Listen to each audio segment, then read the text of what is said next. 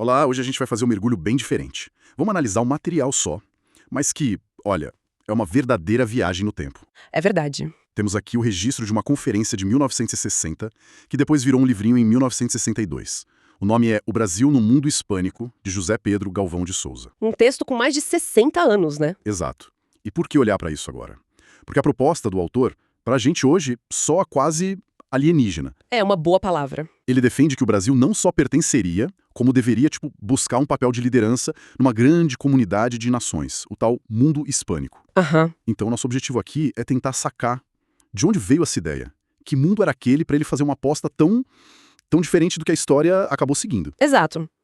E é bom a gente já alinhar a expectativa, né? Quando ele fala em comunidade, não é nada tipo a União Europeia. Certo, não é um superestado. Não, nada disso. A proposta dele era outra.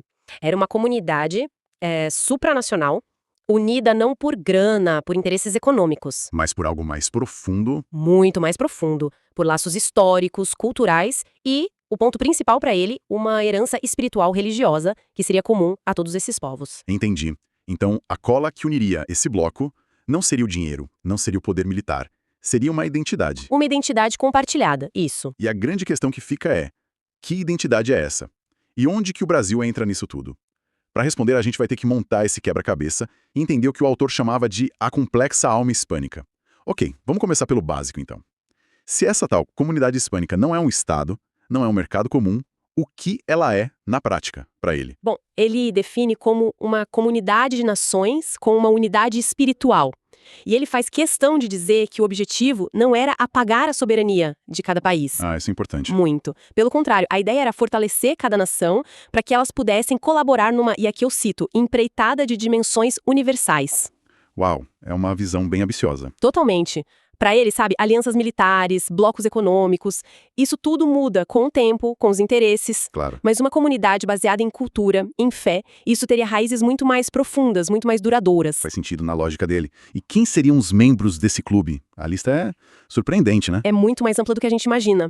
Ele não tá falando só da América de língua espanhola, não. Certo. A lista que ele propõe inclui, claro, a Espanha, esses países, mas também Portugal, e aí que entra a gente, o Brasil. Ok. Até aí, Península Ibérica e suas ex-colônias na América. Só que não para por aí. Na época, ele incluía os territórios ultramarinos de Portugal. Ele cita nominalmente Angola e Moçambique. Nossa, Angola e Moçambique. Uhum. E mais, ele vai para o outro lado do mundo e inclui as Filipinas. Peraí, Filipinas. Que mapa é esse que ele está desenhando? Ele está conectando América do Sul, África e Ásia. Uhum. Sob o mesmo guarda-chuva. O guarda-chuva hispânico. Exatamente. Porque o critério dele não é linguístico, não é geográfico, é histórico-cultural. São os lugares que fizeram parte da expansão ibérica. Isso, e que na visão dele carregariam essa herança espiritual, e é aí que vem o ponto talvez mais polêmico e interessante pra gente. Que é o argumento de que nós, brasileiros, seríamos hispanos. Isso é uma bomba, né? É uma bomba. Porque a gente aprende na escola a traçar uma linha muito clara. Aqui, nós, luso-brasileiros, lá, os hispânicos, que falam espanhol. Exatamente. Ele diz que essa separação é tipo um erro histórico. A lógica dele é etimológica. Como assim? O termo hispânico viria de Hispânia. E Hispânia era o nome que os romanos davam para a Península Ibérica inteira, Ah, incluindo o que hoje é Portugal. incluindo Portugal.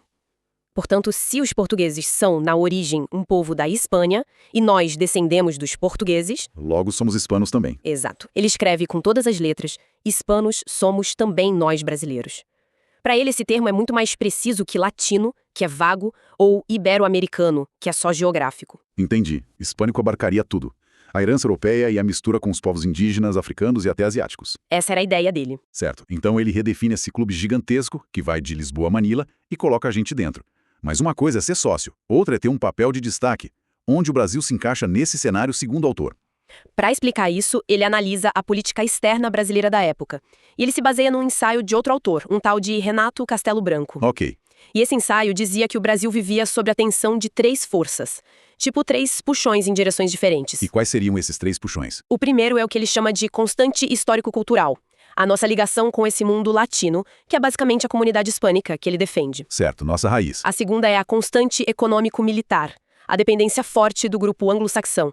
Ou seja, Estados Unidos e Reino Unido. Dinheiro e defesa. Exato. Financiamento, tecnologia.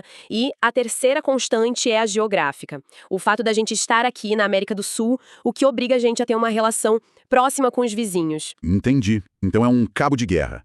Um braço puxado pela cultura ibérica, outro pela economia anglo-saxã e os pés fincados aqui no continente. Perfeito. Mas a primeira não entra em conflito direto com a segunda. O autor sugere como resolver essa tensão, ou ele só defende que o Brasil deveria, escolher um lado? Ele defende que o Brasil deveria escolher um lado, sim. A tese central é que o país precisava se conscientizar da sua verdadeira missão. E essa missão estaria ligada à primeira constante, a cultural. A hispânica. Exato. O Brasil deveria parar de ser um ator passivo e assumir a vanguarda dessa comunidade. Ele viu o Brasil com um potencial imenso para liderar esse bloco. Ah, então é por isso que ele menciona Brasília, que tinha acabado de ser inaugurada na época. A capital da esperança. Era um símbolo disso. Do Brasil finalmente olhar para dentro do continente, para essa comunidade de origem, em vez de só para cima, para a Europa e para o EUA. Exatamente isso. Ele via a construção de Brasília no coração do país como um gesto simbólico muito poderoso. Um momento perfeito para o Brasil recalibrar sua política externa e assumir esse protagonismo. Para entender a base dessa comunidade, o fundamento dessa identidade, o livro dedica um bom tempo a analisar o caráter espanhol, que ele descreve como uma coisa cheia de contradições, de opostos. Sim, ele mergulha fundo nisso. É quase uma análise psicológica de um povo. Ele fala dos contrastes da geografia, Certo. opondo a imagem da seca Espanha de Castela, com aquelas planícies áridas, com a paisagem toda verde e úmida da Galiza. Fala dos contrastes humanos também. Como podem ser tão diferentes um catalão, um andaluz, um basco, um castelhano, e ainda assim formar uma unidade. E os históricos, que ele menciona bastante. Pois é. A Espanha é como um caldeirão, onde se misturou tudo. Íberos, celtas, romanos, visigodos, árabes. E ele se apoia muito nos escritores da geração de 98, como o Miguel de Unamuno. Muito. Para quem não se lembra, foi aquele grupo de intelectuais espanhóis que ficaram traumatizados com a perda das últimas colônias, em 1898. Cuba, Filipinas. Isso. E eles eram obcecados em entender a alma da Espanha, A pergunta deles era sempre, afinal, a Espanha é África ou Europa? Exatamente essa questão. E o autor do livro explora essa dualidade que o Unamuno apresenta. De um lado, o europeu moderno. Que seria quem? O homem focado na ciência, na técnica, numa crença quase cega no progresso material. Do outro lado, o africano antigo. E aqui não é sobre geografia, é um estado de espírito. Um arquétipo. Isso, um arquétipo ligado à sabedoria ancestral, a uma certa desconfiança do movimento constante e principalmente a uma consciência profunda da morte como parte central da vida. Nossa, que pensamento pesado. Hoje em dia a gente diria que isso é mórbido. Totalmente. Mas para Unamuno era a fonte da profundidade, entende? Explica melhor. Tem uma citação dele no livro que é fantástica. Rebatendo essa ideia de que a Espanha era um país triste, Unamuno diz: desgraçados países em que não se vive pensando senão na vida. Desgraçados os países em que não se pensa continuamente na morte. Uau, que provocação. A ideia dele é que, ao renunciar a essa seriedade, a essa meditação sobre a finitude, um povo também renuncia à capacidade de criar um Dom Quixote ou figuras espirituais, como São João da Cruz. Mas essa visão do espanhol como alguém sério até no alegrar-se, sem espaço para jovialidade frívola, isso não soa um pouco como um estereótipo, uma generalização meio dura? Ah, com certeza. E é importante lembrar que essa é a visão do autor nos anos 60, tentando construir um tipo ideal para o argumento dele. Não é uma análise científica, é uma ferramenta retórica. Exatamente. Ele usa essas generalizações para criar um contraste bem nítido com o que ele via como a superficialidade da cultura moderna. O objetivo é construir a imagem de um povo que leva a vida a sério, porque leva a morte a sério. Entendi. Então ele está pintando esse retrato da alma hispânica com os contrastes e a seriedade para defender uma tese maior. Sim. Tá? De que houve uma grande divisão na história do Ocidente e que o mundo hispânico ficou de um lado e o resto da Europa do outro. Essa é a espinha dorsal do argumento. A tese dele é que a Europa pegou uma saída diferente na autoestrada da história lá no século XVI, e a Península Ibérica seguiu reto. Como assim? Ele descreve a cristandade medieval como uma grande família, um agrupamento hierárquico de povos que compartilhavam uma unidade espiritual. E essa unidade teria sido estilhaçada na Europa por uma sequência de 5 rupturas. 5 rupturas. Parece até uma demolição. Quais foram elas? A primeira foi a ruptura religiosa, o protestantismo de Lutero, que quebrou a unidade da fé. Ok, a primeira. A segunda, a ruptura ética, a filosofia de Maquiavel, que separou a política da moral. A terceira, a ruptura política, o surgimento do Estado absolutista que se via como a fonte de todo o poder. Acima de qualquer lei moral ou divina. Exato. A quarta, a ruptura jurídica. As teorias de pensadores como Hugo Grocio, Thomas Hobbes, que fundamentaram o direito na vontade do Estado, não mais na lei natural. E a quinta e última, qual foi? A ruptura da comunidade das nações. Foi a consequência de tudo isso, consolidada nos Tratados de Westfália, em 1648, foi o fim daquela ideia de que todas as nações cristãs formavam uma única família. E o começo do sistema que a gente tem hoje. Sim.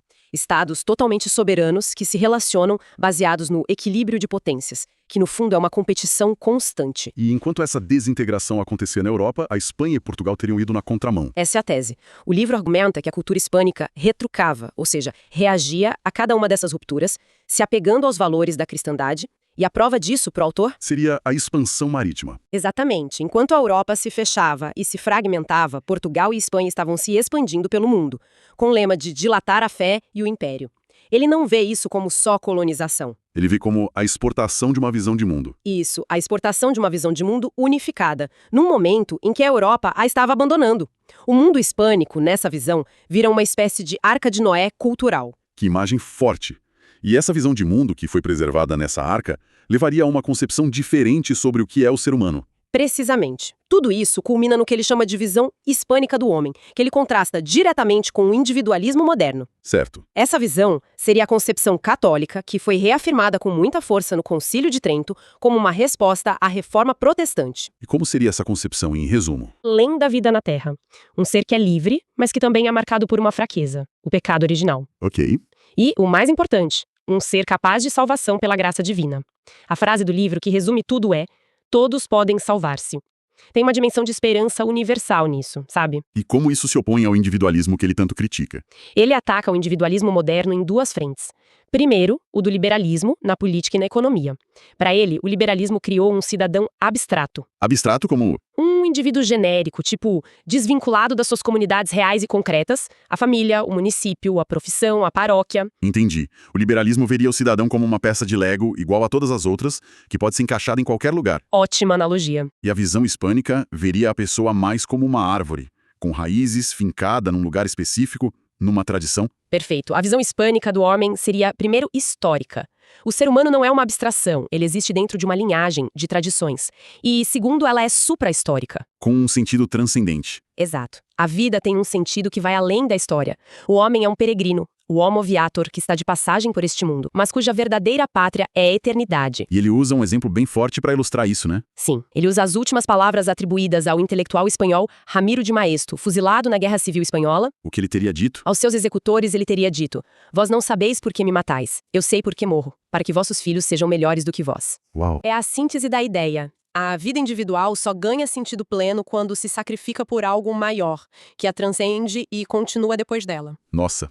Então, recapitulando essa nossa jornada, a gente partiu de um livro antigo, com uma ideia que parecia estranha, a de um Brasil hispânico, e chegamos a uma completa visão de mundo. Exato. É uma filosofia da história, uma teoria política e uma definição do que é ser humano que são radicalmente diferentes do que domina o pensamento hoje. É isso. A análise do livro nos mostra essa proposta de uma grande comunidade unida pela herança espiritual católica, que se enxerga como uma continuação da cristandade medieval e que teria se oposto ao caminho secular da Europa moderna. Certo. É uma perspectiva que redefine o que significa ser hispânico e que lá nos anos 60 imaginava um papel de liderança para o Brasil baseado nesses valores de tradição, comunidade e transcendência. E essa viagem a 1960 nos deixa com uma reflexão final, que vai além do próprio livro. Aquele mundo estava se organizando em blocos. O autor imaginou um desses blocos, unido pela fé e pelo passado. Como essa ideia, a de uma identidade forjada numa herança religiosa, se posiciona no mundo de hoje? O mundo de globalização, de conectividade digital, de sociedades cada vez mais diversas, mais seculares. O que tem mais força para unir as nações no século XXI? A memória de um passado comum ou a busca compartilhada por um futuro diferente?